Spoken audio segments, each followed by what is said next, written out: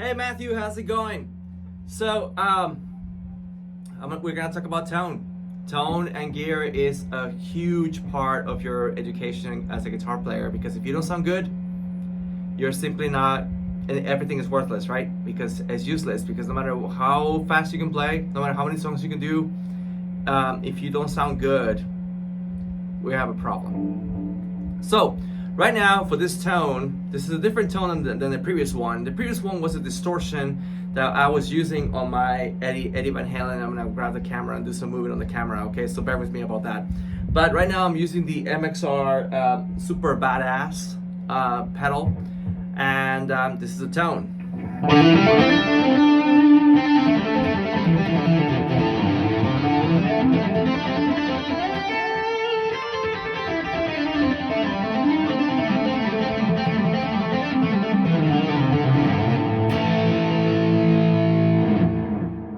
Sounds super cool, okay?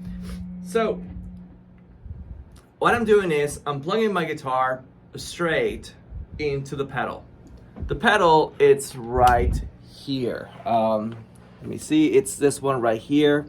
That's the pedal. I pretty much everything is set up on like the bass and the mid and the treble on the middle, and then I have distortion in the middle, and then output, how much volume you want. So that's the first thing I'm doing right there, okay? Then what I'm going to do is I'm going to go ahead and set up an effects loop. Okay, this is called FX loop. So if you want to Google it, definitely feel free. So what is an effects loop? An effects loop is pretty much a separate channel that you can set up to put in effects like reverb and delays into your actual sound.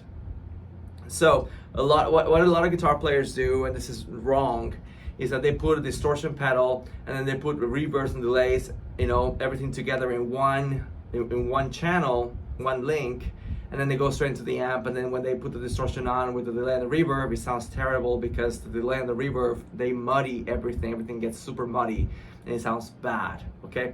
So pretty much what the FX loop does is that, you put your distortion on the first chain of command, which is with the one that I just showed you, and then pretty much it creates a parallel channel that will put your sounds not inside your main channel, but simply on the side, like this. So you get to keep your original tone, but now this is just simply, going along with your original tone, and therefore it's coloring your original tone with delays and reverbs and different types of like modulation effects. Okay, so reverbs and delays are called modulations. So please keep that in mind when I say modulations, and that's what the effects loop does. Okay, so pretty much what you do is, you have your main thing, your guitar, distortion pedal into the amp. And then on the back of the amp, you're gonna see two inputs, one input, one output. One is called the send and the return, okay? Most amps have this, some amps do not. So if your amp does not have that, don't fret, there is a solution, okay? So, but if it does, you're gonna see on the back of the amp, send and return. So on the send, you're gonna plug in a chord, and pretty much you're gonna go ahead and plug that into your delay on the input of the delay. So you're gonna plug in a chord from the send, plug it in the send, and then the other end of the chord, you're gonna plug it into the input of your delay. And then from the delay, you're gonna connect another chord into a reverb, if you have a reverb, but if you don't, then simply from the output of the delay, it will go back into the return. So pretty much what's happening is when you're playing, the amp is sending your tone into the FX loop that you're creating, and then the FX loop is returning the sound into the amp, and then together they're coming out of the speakers. That's pretty much what is happening. If you do have a reverb pedal as well, then what we would do is you would plug in send to the input of the delay, output of the delay into the input of the reverb, and then output of the reverb into the return of the amp. And that is definitely when you turn your reverbs and delays and distortion, you do have that beautiful distortion sound like a Steve Vai, Satriani, Kirk Hammett, Metallica, those types of sounds, and that's David Gilmour, Pink Floyd. And you can do this with any distortion pedal. Of course, distortion pedals have characteristics and they have color. I love the Super Badass by MXR. That's one that I love and I have been using for many years. But pretty much, if you take a look at my amp here, this amp is the Eddie Van Halen 5150, and it has already a distortion channel that I was using for the previous video that I sent you on.